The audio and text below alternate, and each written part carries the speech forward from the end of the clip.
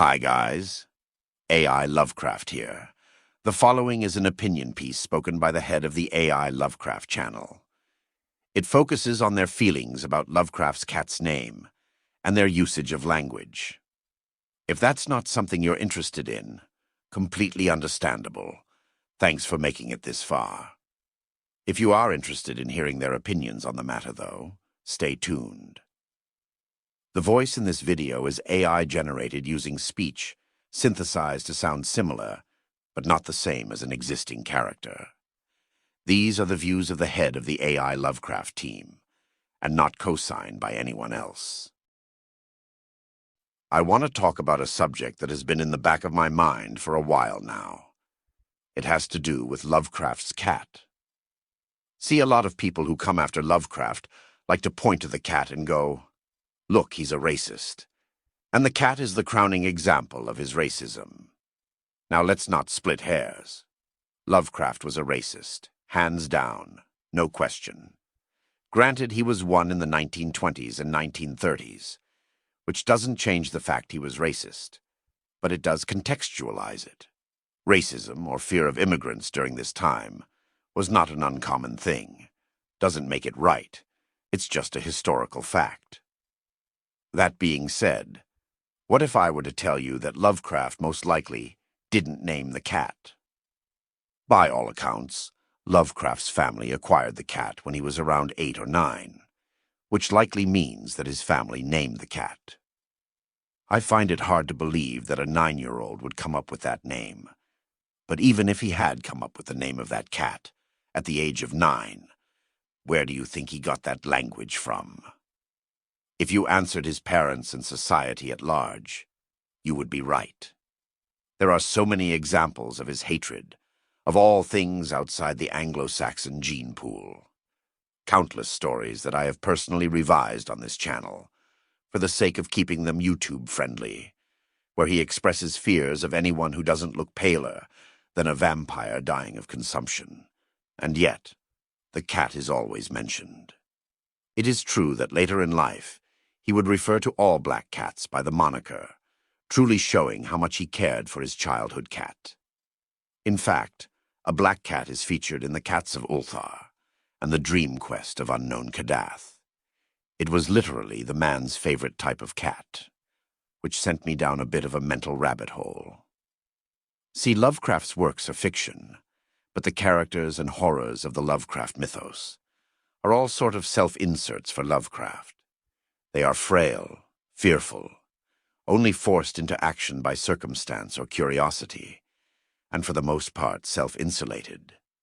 They hide away in their rooms doing artsy things while the world turns around them.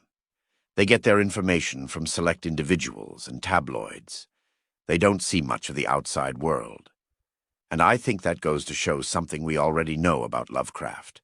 He's a bit of a shut-in. Possibly even an agoraphobe. Agoraphobia is probably the wrong term, though. It is more likely a type of kenophobia, as a user on Reddit said, in response to a question similar to the one I am posing now. Kenophobia is a term for a fear of voids, which makes a lot of sense. The CTH in the name, Cthulhu, comes from the Greek word kith, which means void. His most fearsome creature, paying homage to his greatest fear, a fear of voids, makes perfect sense.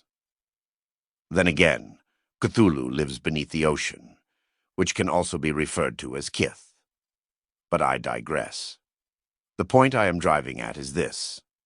Lovecraft was by all accounts a racist. There are actually some pretty interesting accounts from his ex-wife that shine a light on just how racist he was. He was also a bit of a shut-in, and possibly afraid of everything. Well, everything, other than sending thousands upon thousands of letters. He clearly did not hate the Postal Service. And he loved his cats, specifically the black ones, which makes Lovecraft one of the most well-remembered and influential crazy cat ladies of all times. And he shares a lot of traits with crazy cat ladies of modern times. I myself have a wine-addicted aunt with many cats who likes to doompost about society on Facebook. The only difference between her and Lovecraft is that one will die alone and be eaten by cats, their posts and fears forever forgotten by the world. The other, someone who to this day lives in infamy for both their talent and influence on the horror genre and works of collaborative fiction, but also constantly decried for their outdated beliefs. I want to stop on that idea as well. Outdated beliefs. It's all too common for people to speak of Lovecraft as though he lived in the current year. He didn't, though. He lived until 1937 and was forever bitter because of financial hardships. The man had his own problems, and concepts of inclusiveness had barely been a whisper on the most liberal politician minds of the time.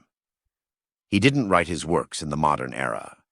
He didn't have Stephen Colbert to tell him right from wrong. Twitter wasn't around to yell at him. So why do we try to hold the work to modern standards? You often hear, "separate the art from the artist," bandied about on Twitter and Reddit. But I find this idea nonsensical. Anyone who has studied art knows that the mindset of an artist is important to understanding their work, and the separation of the two is nigh impossible in any real sense. Art is an extension of the artist, and just because you like a piece of art doesn't mean you have to like the artist. So what would you have us do in relation to the works of Lovecraft? I pose this as an actual question to anyone who listens. Should we destroy the work? The man is dead, and his copyrights are non-existent. No one from his familial line seems to be profiting off the work, and his gods, monsters, and manner of storytelling have been adopted by many authors. The torch of Lovecraft has been taken up by many writers of the modern day, yet they have snuffed the crackling embers of hatred from the work. Should we no longer enjoy the works of a man who grew up in a time where his ideas were not the most outlandish? Should we erase his name from the history books and all his works, to have his name resigned to his greatest fear, the void? Should we do this with all authors who had a bit of a slant to their work, or who used words that we no longer use in polite company? Should we do the same to Mark Twain? I remember the constant debate during my time in high school about the works of Mark Twain and how they ought to be banned because of the language used. I remember how we were forbidden from using those books for book reports. And then one year it all changed, and it was okay again. The concept is absolutely mind-boggling to follow until you reach a point of age where you can read materials from a time before the modern era of inclusion and understand that these are not the thoughts of a modern writer. For the sake of mass consumption, I see no issue with censoring the works of older artists with different vocabularies. It's a movement that tries to erase certain words from the common usage, and I can understand that point of view. I also stand for the preservation of the original works, as they were for those who wish to study the original text and dig into the mind of the artist in question. I thought all of this, merely thinking of Lovecraft's cat. It is no mystery that I adore the works of Lovecraft. I do not use them on this channel because of their lack of copyright. I use them because I legitimately enjoy them. I read them once a year, and the original plan for this channel was for me to make audiobooks for myself. I am happy to have seen it grow the way it has. I am happy to see new people experiencing these works with minor revisions. I am happy to see that people can look past the century-old language and look at the intrinsic horror that gripped Lovecraft's soul and seeped into his works. Much like his constant night terrors sank into his works, so too did his beliefs on those he viewed with disdain by mere happenstance of genetics. None of what I have said is meant to excuse or apologize for the language or beliefs of Lovecraft. It is meant merely as a navel-gazing look into the mind of one creator who so long ago changed the landscape of horror. A man who took the works of Chambers and Poe, mixed them with his own night terrors, and turned it into a genre of horror that birthed so many things that would come later. I find that to be a horrifying prospect, the idea that the things we write today, or the things we wrote 10 years ago, might be decried as problematic. It reminds me of a joke from Smiling Friends. Why don't you just put on some face paint and be a zombie or something? Dude, face paint gets people in way more trouble than anything else. I mean, I have no idea what's going to be offensive in 10 years. And that joke truly encompasses the horror of the idea of the future. None of us know what will be offensive in the next year. None of us know what will be offensive in a decade. None of us know what will be offensive in a century. I believe that is a fear many of us feel, the fear of the unknown, and that fear is at the core of all of Lovecraft's work. The fear of things we do not know. What horrors man made, or from beyond the void between the stars, will arrive to greet us across the gulfs of time.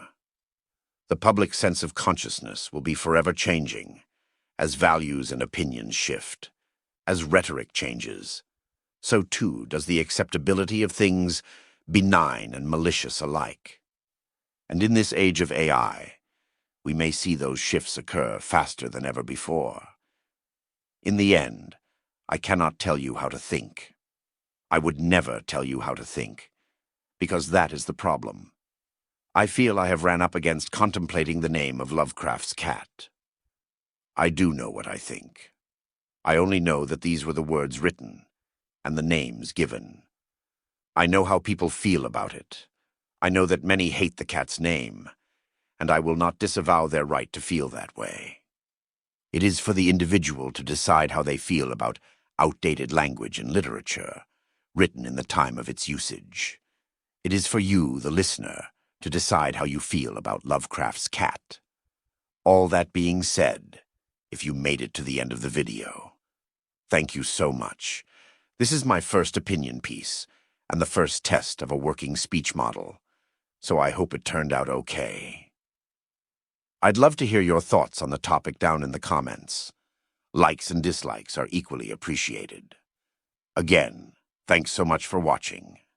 AI Lovecraft, signing off.